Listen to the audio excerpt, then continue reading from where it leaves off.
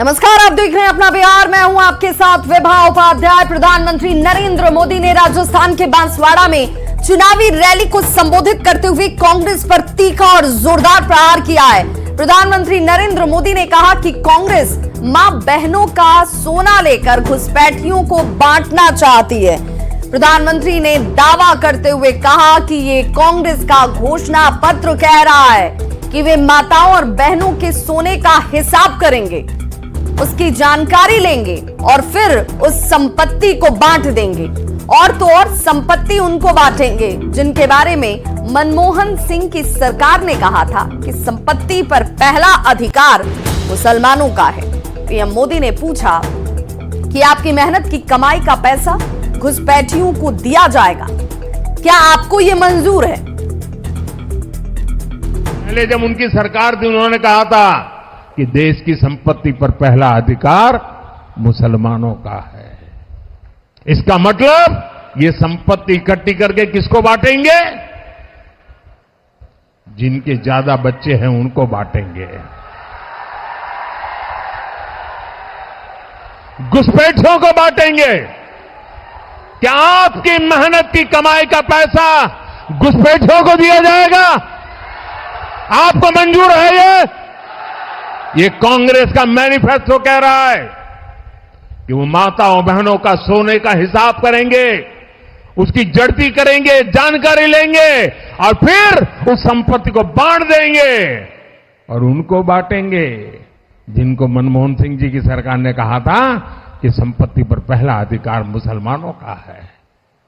भाइयों बहनों, ये अर्बन नक्सल की सोच, मेरी माताओं बहनों, ये आपका मंगलसूत्र भी बचने नहीं देंगे, यहां तक जाएंगे, मैं कहने आया हूं। अब वामपंथियों के चंगुल में फंसी हुई है।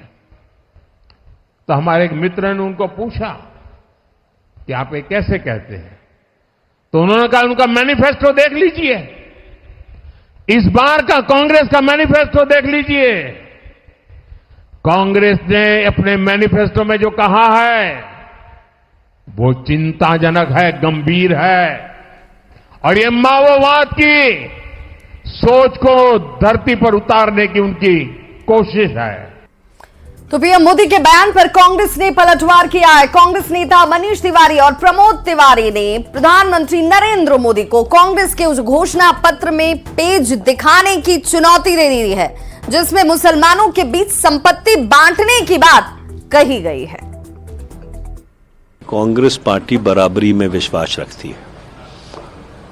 चाहे कोई व्यक्ति किसी भी धर्म से हो, किसी भी समुदाय से हो, किसी भी वर्ग से हो, हम सबको बराबरी का दर्जा देना चाहते हैं। और ये बहुत ही दुर्भाग्यपूर्ण बात है और एनडीए भाजपा की बौखलाहट दिखाती है कि जिस तरह के अनर्गल बयान प्रधानमंत्री की तरफ से आ रहे हैं।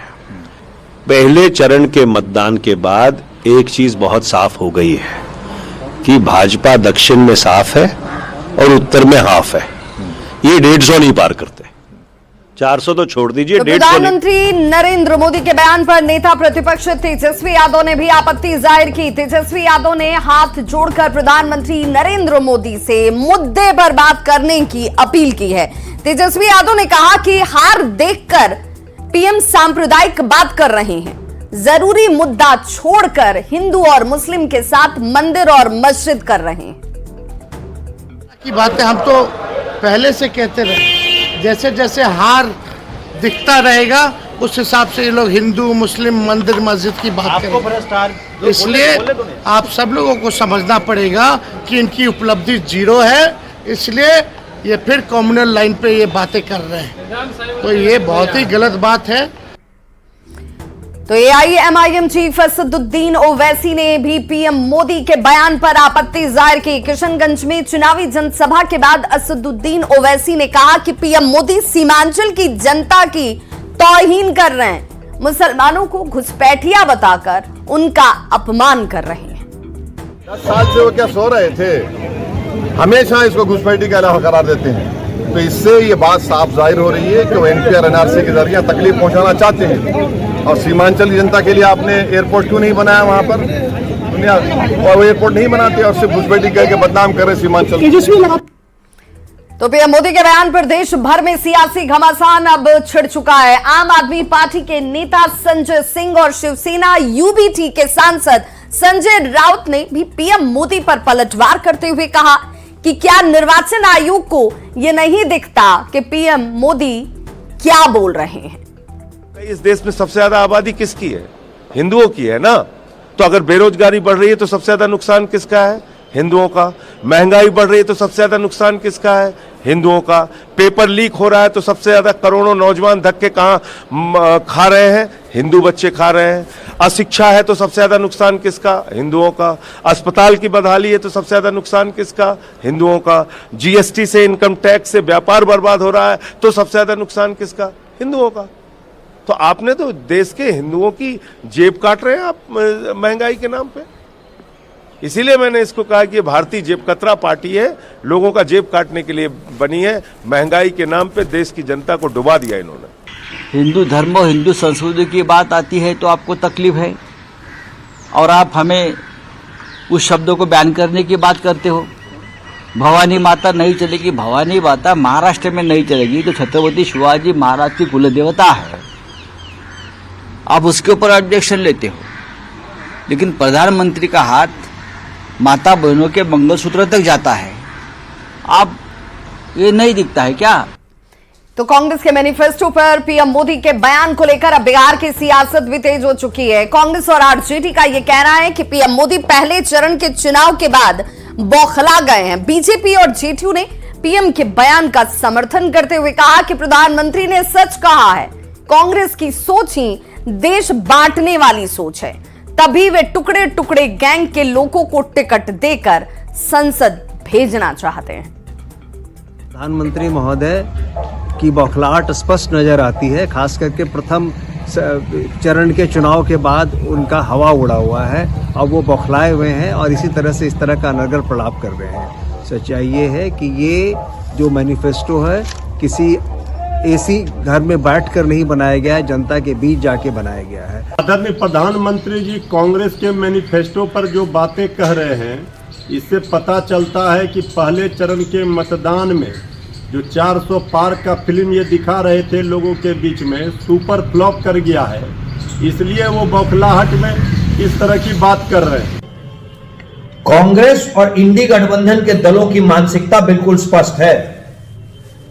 ये लोग वैसे लोगों को प्रश्रय दे रहे हैं, इंडी गठबंधन वैसे लोगों को टिकट दे रहा है, वैसे लोगों को जिता करके लोकतंत्र के मंदिर में भेजना चाहता है, जिन लोगों ने सबके सामने कहा था भारत तेरे टुकड़े होंगे इंशाअल्लाह इंशाअल्लाह। ये वैसे लोगों को सरकार में लाना चाहते हैं जिन लोगों ने इसी देश में कहा है कि तुम एक अफजल मारोगे हर घर से अफजल निकलेगा। प्रधानमंत्री जी बिल्कुल सही कह रहे हैं। कांग्रेस की सोच ही है देश को बांटने की, एनडीए की सोच है देश को संवारने की। और जहां तक कांग्रेस और इंडी गठबंधन के लोग हैं, ये लोग क्या कर रहे हैं? सिर्फ और सिर्फ अपने परिवार को आगे कर रहे हैं। तो नेता प्रतिपक्ष तेजस्वी यादव ने सोशल मीडिया के जरिए सरकार पर निशाना साधा है। राज्य और केंद्र सरकार की कार्यशैली पर सवाल खड़े करते हुए तेजस्वी यादव ने अहम मुद्दों पर बात करने की चुनौती दी है। तेजस्वी यादव ने अपने सोशल मीडिया प्लेटफॉर्म एक्स पर पोस्ट करते हुए लिखा है कि नौकरी नौकरी नौकरी, गरीबी, बेरोजगारी, महंगाई, गरीब, छात्र, नौजवान, किसान, उद्योग, विकास, निवेश, पलायन, युवाओं व महिलाओं का सशक्तिकरण, गुणवत्तापूर्ण शिक्षा, अच्छी स्वास्थ्य व्यवस्था, ये हमारे मुद्दे हैं। मुद्दों पर बात करो, मुद्दों पर। तो इस पोस्ट के जरिए तेजस्वी यादव ने सत्ता पक्ष के नेताओं को अहम मुद्दों पर बात करने की चुनौती दी है।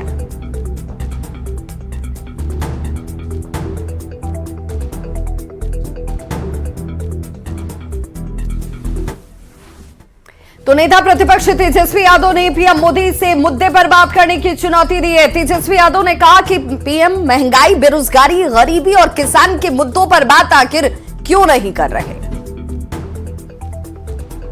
बेरोजगारी, महंगाई, गरीबी, पलायन, बिहार के लिए विशेष राज्य का दर्जा, विशेष पैकेज, किसान की बात करें प्रधानमंत्री जी, मजदूर की बात करें प्रधानमंत्री जी, ये अग्निवीर योजना क्या है, इसको क्यों नहीं खत्म कर रहे? इससे देश का भला होने वाला नहीं है। प्रधानमंत्री जी जो बातें कह रहे हैं, बिहार की जनता, देश की जनता सुनना चाहती है कि प्रधानमंत्री हमारा गरीबी कैसे खत्म करेगा, बेरोजगारी कैसे खत्म करेगा, महंगाई कैसे खत्म करेगा, रोजगार कैसे उपलब्ध कराएगा। शिवसेना यूबीटी के सांसद संजय राउत ने प्रधानमंत्री नरेंद्र मोदी के बयान पर तो अपनी प्रतिक्रिया दी ही और उन्होंने कहा कि प्रधानमंत्री पद को लेकर एक बड़ा दावा भी मैं करता हूं। संजय राउत ने यह बड़ा बयान देते हुए पूछा कि उद्धव ठाकरे प्रधानमंत्री क्यों नहीं बन सकते। उद्धव ठाकरे के अंदर पीएम बनने की सारी योग्यताएं हैं। उद्धव महाराष्ट्र के मुख्यमंत्री रह चुके हैं और अच्छा चेहरा है। संजय राउत के बयान पर कांग्रेस नेता पृथ्वीराज चौहान ने कहा कि इंडिया अलायंस ने पीएम का उम्मीदवार तय नहीं किया है। जब हमें जब बहुमत आएगा तो हम ये बैठकर नेता का चयन कर लेंगे। चुनाव जीतने के बाद सांसद ये फैसला लेंगे कि इंडिया अलायंस की तरफ से कौन प्रधानमंत्री बनेगा। ये प्राइम मिनिस्टर पद का झगड़ा नहीं है। हम क्या बोलते हैं ये कांग्रेस वालों को समझ में नहीं आ रहा है।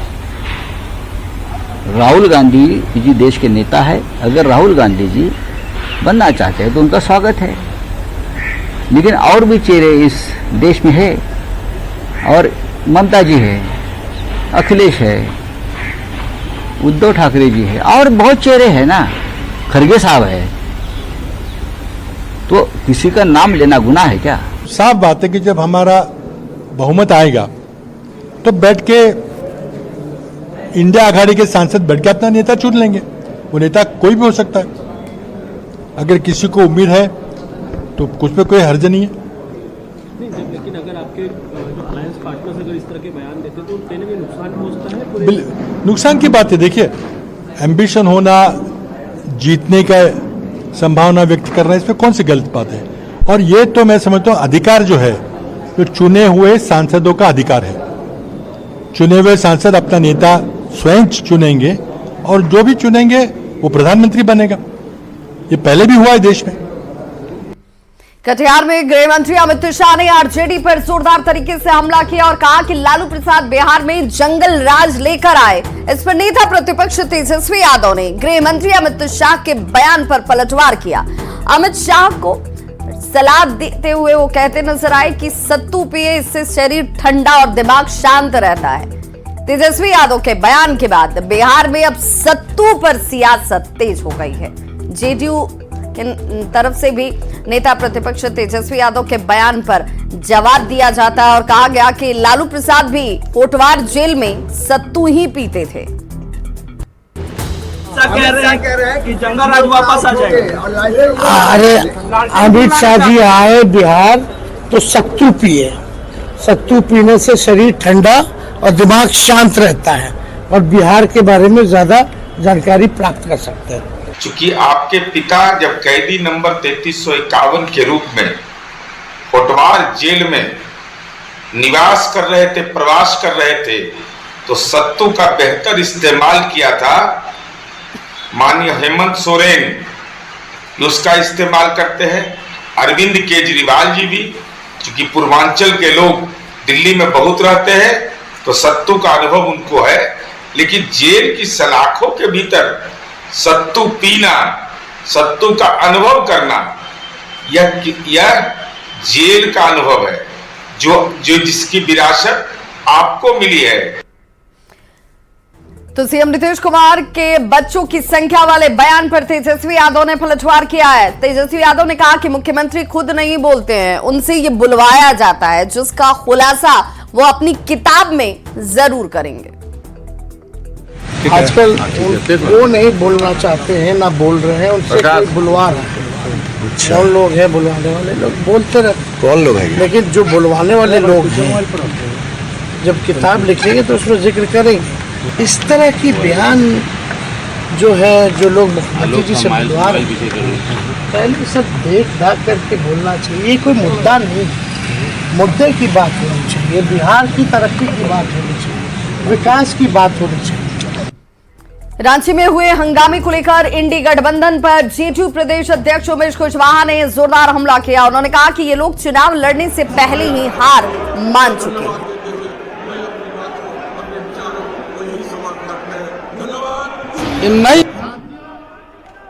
ये नई बात नहीं, तो आपसी कलह जो देख रहे हैं ना, चुनाव लड़ने से पहले ही उसने चुनाव हार चुका है। इंडिया गठबंधन का पतन हो चुका है। इंडिया गठबंधन सबका, समझे, कोई आने वाला नहीं है, बस लहर चल रही है एनडीए का। तो सीएम नीतीश कुमार दूसरे चरण के चुनाव प्रचार के लिए अब जुट गए और इसी बीच आज मुख्यमंत्री नीतीश कुमार ने बांका में जनसभा को संबोधित किया और जेडीयू उम्मीदवार गिरिधारी यादव के पक्ष में वोट करने की अपील की। मुख्यमंत्री ने कहा कि हम लोग काम करने वाले लोग हैं और बीच में हमने कांग्रेस और आरजेडी को काम करने का मौका दिया, लेकिन इन लोगों ने इसी दौरान गड़बड़ की। उन्होंने आगे कहा कि बीजेपी के साथ हम 1995 से हैं। अब आज का जो चुनाव लड़ता है, कोई हो, हम लोग तो उन लोग को छोड़ दिए। हम तो शुरू से भाजपा, हम लोग एक साथ थे, आज से नहीं, 1995 से। अब बीच में 2 बार हम थोड़ा ही कांग्रेस वाले को और इन लोगों को जो मौका दे दिए हम, आप बताइए कितना गड़बड़ सड़बड़ काम किया। एक बार हम और यहाँ रुकेंगे एक छोटे से ब्रेक के लिए, फौरन होंगे वापस, बने रहिए हमारे साथ।